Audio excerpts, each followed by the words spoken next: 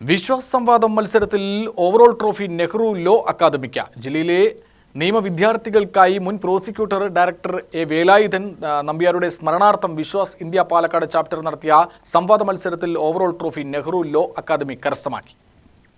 ഇന്ത്യയിൽ വൈവാഹിക ബലാത്സംഗം കുറ്റകരമാണോ എന്ന വിഷയത്തിൽ ആസ്പദമാക്കി നടത്തിയ സംവാദ മത്സരത്തിൽ മലയാള വിഭാഗത്തിൽ 1-2 സ്ഥാനങ്ങൾ യഥാക്രമം എലവഞ്ചേരി VR കൃഷ്ണനെഴുത്തച്ഛൻ ലോ കോളേജിലെ KN മായ, വി ഭവ്യ എന്നിവരും, നെഹ്റു ലോ അക്കാദമിയിലെ VA വൃന്ദ, ആയിഷ മെഹ്റിൻ എന്നിവരും, ഇംഗ്ലീഷ് വിഭാഗത്തിൽ 1-2 സ്ഥാനങ്ങൾ യഥാക്രമം അൽ അമീൻ ലോ കോളേജിലെ AM നാദാഷ, VA അൻഷിഫ എന്നിവരും സമ്മാനം നേടി.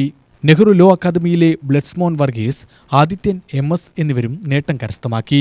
കേരള ബാർ കൗൺസിൽ അംഗം അഡ്വക്കേറ്റ് P ശ്രീപ്രകാശ്, ജില്ലാ നിയമ ഓഫീസർ A രാജ, ജില്ലാ വുമൺ പ്രൊട്ടക്ഷൻ ഓഫീസർ E ജിൻഷിത എന്നിവർ വിധികർത്താക്കളായി.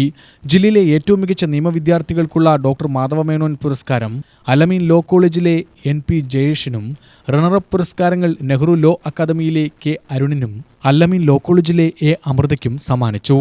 ചടങ്ങിൽ അതിജീവിതരുടെ മക്കൾക്കുള്ള പഠനസഹായത്തിനുള്ള രാധികാദേവി വിദ്യാനിധി സ്കോളർഷിപ്പുകൾ വിതരണം ചെയ്തു. വിശ്വാസ് വൈസ് പ്രസിഡന്റ് B ജയരാജന്റെ അധ്യക്ഷതയിൽ ചേർന്ന യോഗത്തിൽ അസിസ്റ്റന്റ് കളക്ടർ രവി മീണ മുഖ്യാതിഥിയായിരുന്നു. Viswas secretary general advocate P Premnath സ്വാഗതവും Viswas volunteer advocate R Rajasree നന്ദിയും പറഞ്ഞു.